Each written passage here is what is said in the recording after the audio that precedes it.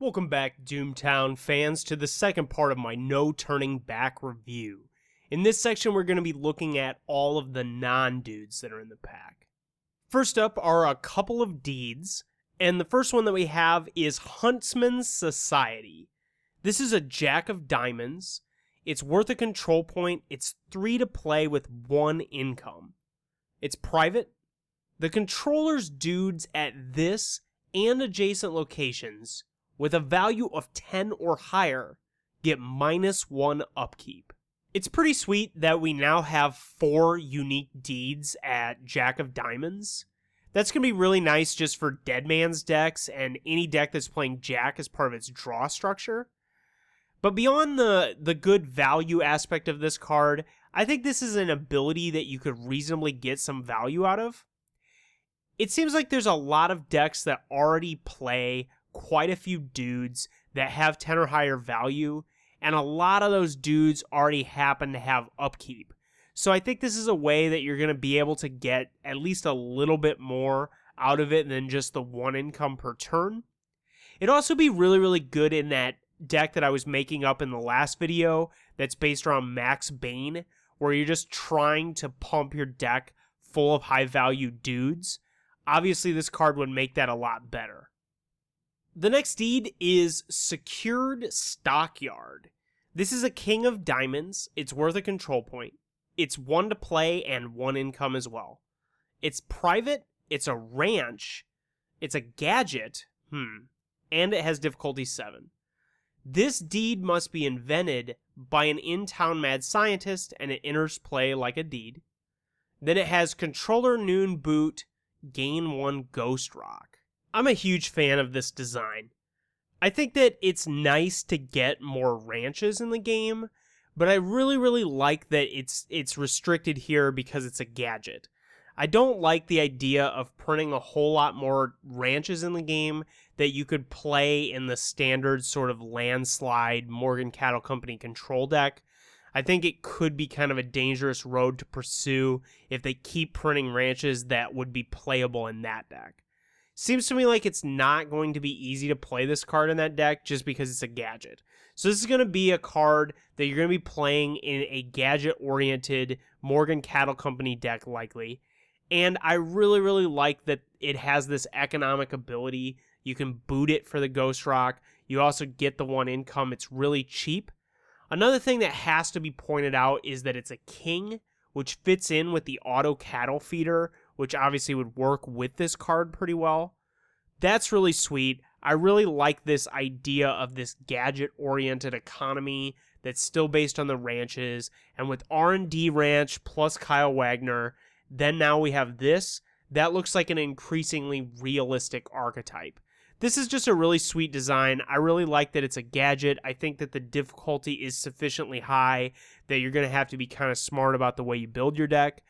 I really like this design. I think this is going to be a really good card for the game. It's going to push that mad scientist strategy more and more into playability by giving them a much more robust economy. I think this is going to make Auto Cattle Feeder a lot more realistic as a card. Next up, we have the card that AEG was kind enough to allow me to spoil. That's Quema. It's a new horse. It's an Ace of Hearts, 4 to play. It's mystical. This dude gets +3 value. While this dude has a melee weapon, they get +1 bullets. Then it has Shootout Boot. This dude joins your posse. Boot an opposing dude. Like I said in the preview, this is kind of Pinto Plus. It has a really awesome Shootout Boot ability. It's going to be able to move your guy, preferably your big stud fighter dude, into combat. Then you're also going to get to boot an opposing dude, which means that you're going to shut down one of his cool abilities. They can't use Wendy or something like that. Cool stuff going on there. The +3 value is absolutely significant as well. It's going to help you against all of those value-oriented effects that we see so much of. Stuff like our Soul Blast, or our Paralysis Mark, or our Shotgun. Now, the melee weapon thing, you could potentially get the extra bullets. That's pretty cool. But as I've said before, there aren't a ton of melee weapons, so it seems pretty predicated on what sort of melee weapons that we have options to get. And later in this pack, we're going to see a melee weapon that I think fits with this card pretty well. It's also worth noting that at Ace, there's not a lot of competing things in hearts. I've noticed that the most in Dead Man's Law Dog.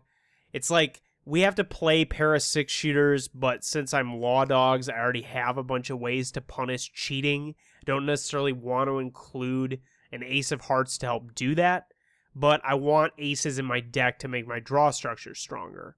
So La Quema could potentially be pretty good as like a one-of or something like that in that role, helping you kind of fill out your aces. And I'm going to bring that up again when we get to the weapon I mentioned that's later in this pack. One thing to say about this guy is that 4 is a lot to be spending on a goods card, so this is going to be very limitedly playable, I would say. Even though it has a really powerful and strong effect, you're not really going to want to play multiples of this. I think 2 is like the absolute most you'd really want to play of this, just because 4 is just going to deny you the ability to play deeds or dudes or like the more essential cards you need to play. I've noticed that when I first started playing Doomtown, one of the big mistakes I was making is I was pumping my deck full of non-dude, non-deed cards. And in general, that's not a great thing to do because dudes and deeds are the way that you win the game. They're the way that you get income. It's the way you don't lose the game in the case of dudes. So those are really the meat and potatoes of every deck. So if you're spending 4 on a goods card that doesn't give you any influence, doesn't give you any control points, it's got to be really, really good. Now this thing is really good, but it's probably going to be the type of thing that you're not going to want to play a ton of in your deck. If you were already playing maybe like horse wrangling or something like that, I could see throwing one of this in there. It's going to be really nice if you just happen to have enough money to go get a horse that has a really bomb effect. Next up, we have another goods card. This is Assam Coil Gun. It is a 9 of hearts, 2 to play, and it gives +2 bullets. It's a weapon, experimental, and it's a gadget with difficulty 6. It has shootout boot, pull. If it's a club, discard this dude. If not, discard an opposing dude with value less than or equal to this dude's bullets. Well, here's another fantastic gadget for the Morgan gadget deck I've been talking about a little bit in this video. That shootout boot ability is so sweet. That's going to work pretty easily since I think there's already quite a bit of incentive to not play clubs or to play exceedingly limited numbers of clubs. And even without the shootout boot ability, you're still going to get the +2 bullets, which is pretty sweet. Despite the fact that the game is pretty rife with these value-oriented effects, in general, I think that it's hard to avoid starting dudes with low value. Almost all of the best dudes in the game as starters, or at least the ones that get started the most, have a pretty low value. So I think it's the case that this is going to do a lot of work. It's going to pretty often be able to kill at least one guy or 2 guys if you're able to get into a fight with this thing. And this is just a really great way to increase the power and sort of shootout ability of the gadget deck without actually having to play like a draw structure to be able to really fight. That said, like I had mentioned earlier in the last video with the new Elander Boldman, there's already quite a bit of incentive to play a lot of 9s, and this is just going to give you another gadget option in addition to Mechanical Horse. So I think playing a mix of those, probably fewer of the horses, because this gun seems awesome. But in general, a mix of those is going to be the way you can make some really strong combative dudes. And I think this is definitely the type of card where if you're playing it, you're probably going to want to play at least one of the Elander Boldman as well. Especially since this happens to be an experimental weapon. So that's going to give you, the best overall outcome with this new Elander Boldman. This card's really sweet. I like what this is doing for the gadget-oriented deck, and I'd like that deck to be more playable and just have more options, and this is a great card for that. Next up, we have another goods. This is Scoop Hound. She's a 10 of hearts, 2 to play, a sidekick, shootout boot. Shootout plays cannot bring dudes into either posse or send dudes home booted. Holy cow, this card is pretty unbelievable. It's easy to say that this is the best sidekick in the game. I might go so far as to say this might be one of the best goods cards in the game. There's so many things that this shootout boot ability is going to help with. And it is going to be nice if you win lowball, you get to do this before they do anything else. But I've found that a lot of times you're going to be using multiple shootout abilities that would be stopped by this. So even if you lose lowball, it's probably going to do something. There's a lot of great stuff to cover here. I want to first talk about the 2 major classes of abilities that this is going to work against. The first is the shootout plays that bring dudes into posses. So we're talking about stuff like Carter's Bounties, Pinto, maybe the stakes just rose. A lot of times the way that these effects work out is that the person who's getting into the shootout, the person who's doing the calling out, is going to call out with some weaker dude and then try to like bring in their monster fighter dude using one of the abilities I just covered. So if you put Scoop Hound on one of your weaker guys or kind of your mid-range guys, they're not going to be able to do that against you. And if they were to try to do that sort of call-out thing, they're just going to have to fight with the weaker dude. They're not going to get to bring in their monster fighter. So that alone is pretty awesome. On top of that, your weaker dude is also going to have this as a sidekick. So if you do actually have to make a draw hand against their like Travis or their just whatever kind of BS guy, you're still going to get to ablate a casualty with the sidekick. Even if you lost lowball, this effect is going to prevent them from doing the kind of dog pile on your guy type play. I found that a lot of times the types of effects that bring dudes into posse, there tends to be multiple of them used. So, they like shadow walk one guy in and then they, Pinto another guy in or stakes just rose or what have you. This is going to at least prevent one of them from coming in even if you lost lowball. Now, this can also prevent dudes from being sent home booted. That could work to your favor on both sides of the shootout.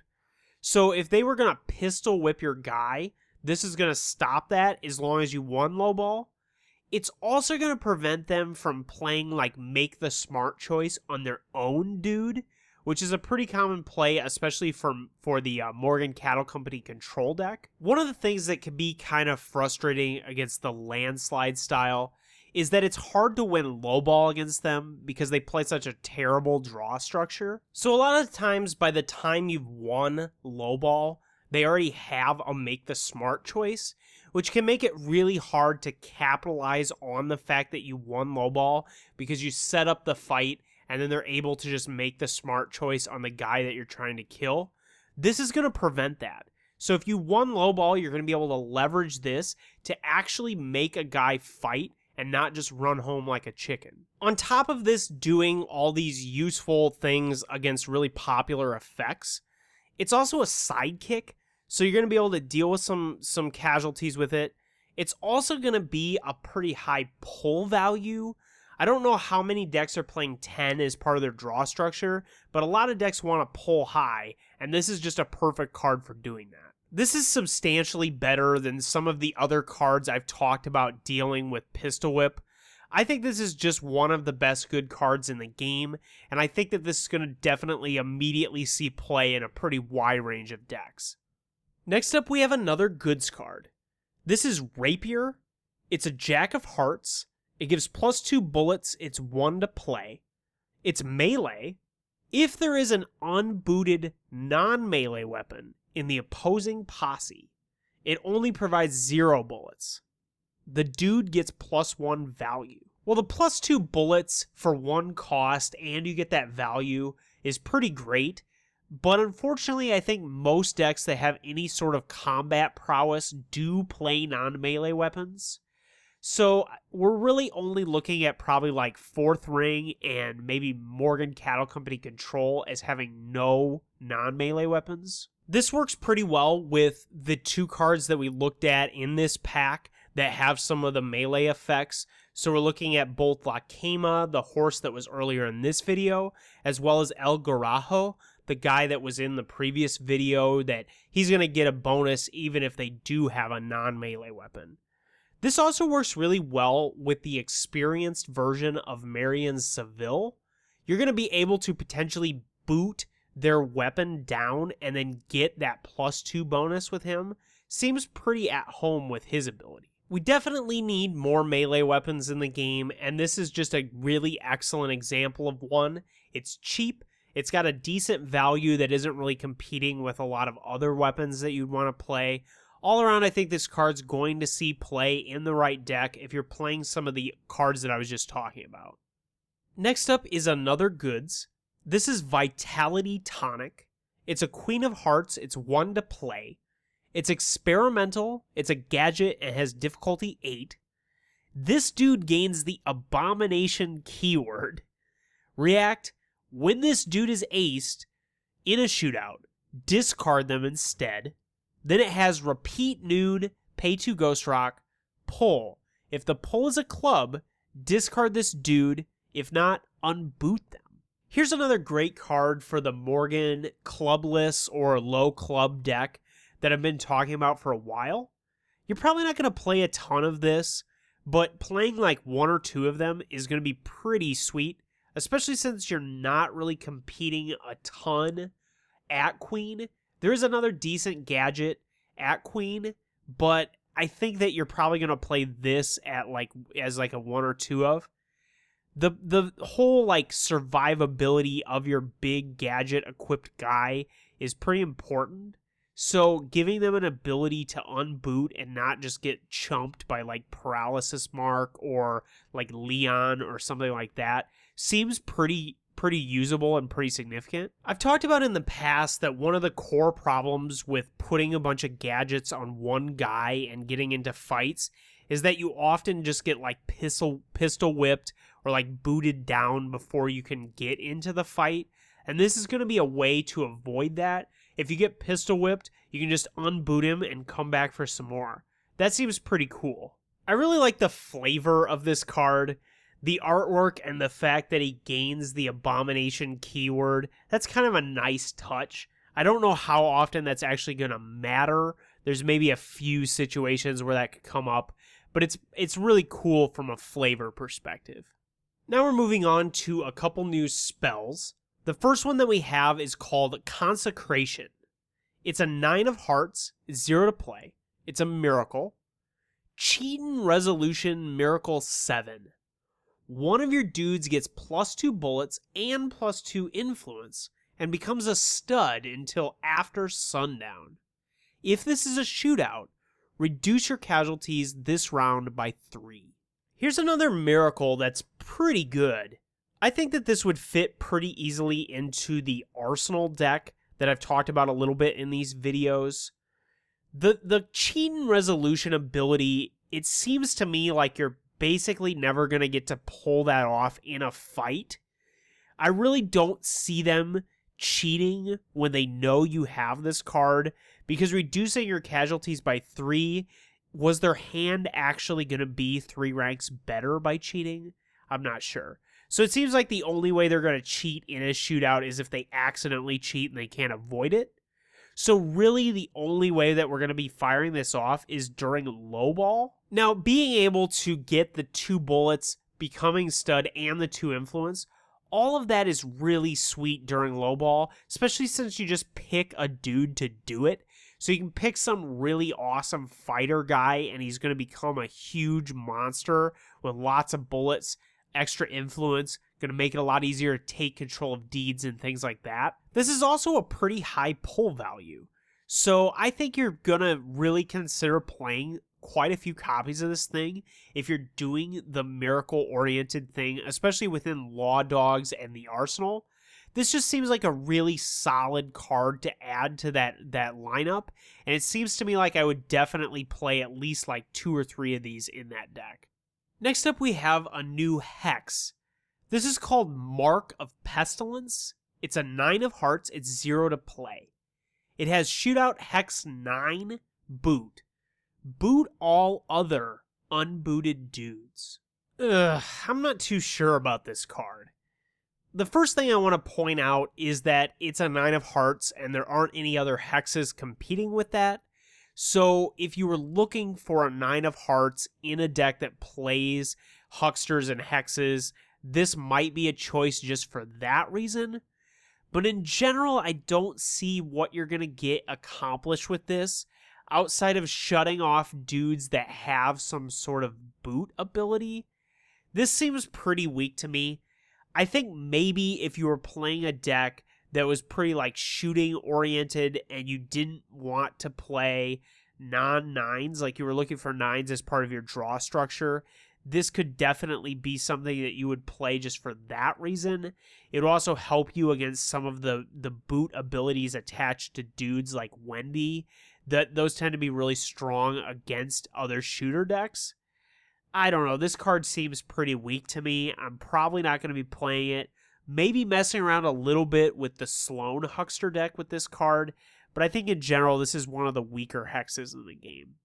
Now we come to the action cards, and the first one that we have is Cookin' Up Trouble. This is a 4 of clubs. It's 1 to play. Noon, look at another player's hand. If that player has revealed an illegal draw hand this turn, you may choose one action, goods, or spell card in their hand that does not have a cheating ability. Discard that card.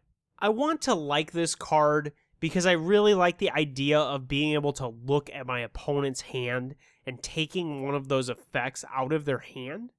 I think in general, that has worked out really good in a lot of other card games. I immediately thought of like Duress or something like that from Magic the Gathering with this. Now, this is pretty limited though. You're going to have to use it only on turns that they have cheated. Now, you could use it anytime during the turn they've cheated. That seems okay. But in general, this is kind of a cheat and punisher effect. They're going to have to have cheated at some point. That's going to make it pretty limited in and of itself, since there's a lot of decks that are virtually never going to cheat. You can use this card just to look at their hand, but I don't think it'd really be worth including this in your deck to do that.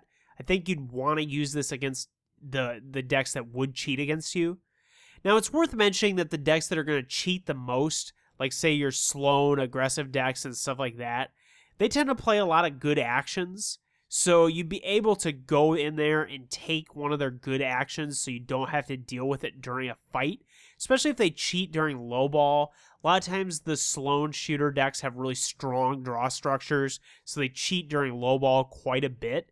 I could see this being pretty good against that. I don't know, this card, it's interesting, it's got some playability, but it seems like it's going to be bad against quite a few decks, especially ones that are popular like Fourth Ring and Morgan Cattle Company Control. So, I don't know. I think this is an okay card. I'm not wildly excited about it. The next action card is Old Fashioned Hangin. This is a 5 of clubs, 1 to play. Noon job. Mark a wanted dude with at least 2 bounty. If successful, ace the mark. Also, your leader permanently gets a control point. This card's going to be pretty hard to use just because of the 2 bounty thing. Unless your opponent is giving themselves lots of bounties by getting into shootouts at your deeds or whatnot, this card's not going to do anything. This seems like a pretty good candidate for original Law Dogs outfit because you're going to be able to give them 2 bounty with that. That's pretty cool. It also really fits well with decks that are already doing the kind of bounty hunter thing like Dead Man's Law Dog in the original outfit, because you're going to pretty easily be able to use both this and Bounty Hunter to kind of violate some of the rules that you would normally have to deal with shootouts. You use Bounty Hunters to start fights at their home. If that doesn't work out, then you can do this job to get into another fight and then get your guys home. This seems pretty sweet. I really like this. It's going to be pretty limitedly playable, but I think in that original Law Dogs outfit, this could be a pretty strong card. The last card in the pack is appropriately called No Turning Back. This is a Queen of Clubs. It's 0 to play. It has Noon, ace a dude you own and control to gain Ghost Rock equal to their cost. Then it has resolution, ace a dude you own and control to reduce your casualties this round to 0. Choose a dude who gets +2 bullets and becomes a stud. Your dudes cannot flee this round. I'm pretty sad that you have to own the dude. I really hoped that you could puppet their guy and then use this to ace the guy. That would have been pretty sweet. Unfortunately, you can't. This card seems pretty hard to use. I don't really know how you can use that noon ability to really do anything useful for you. I guess in a pinch, if you needed a bunch of Ghost Rock to be able to play some other card, this would be, something you could do. But would you really want to play this card in your deck for that reason? I don't think so. The resolution ability is interesting. I could see that mattering a lot in like a big shootout that's like the game ending sort of thing. It seems cool that you could like ace Travis or just some kind of chump, and then you wouldn't have to worry about casualties in a round, and then next round you'd have some guy that was stud with 2 more bullets. I don't know. This is interesting. I don't really know what deck to play this in. I like that this effect is in the game, but I don't really know how to use this card or what deck really wants this kind of effect. That's going to do it for No Turning Back. There's a lot of interesting cards in this pack. I think especially we got some good new tools for Morgan Gadgets and the Sloan Huckster deck. And I really want both of those decks to emerge as kind of on the same level as some of the more established archetypes. I think there's a lot of good things going for this pack. I'd say this is definitely a must-own compared to some of the other packs. There's just a lot of cool stuff going on here. If for no other reason, I would say Scoop Hound is a pretty good argument for buying this pack. Thanks for watching. If you liked the video, please press subscribe and the button that looks like a thumbs up. And I'll see you again for some more Doomtown stuff.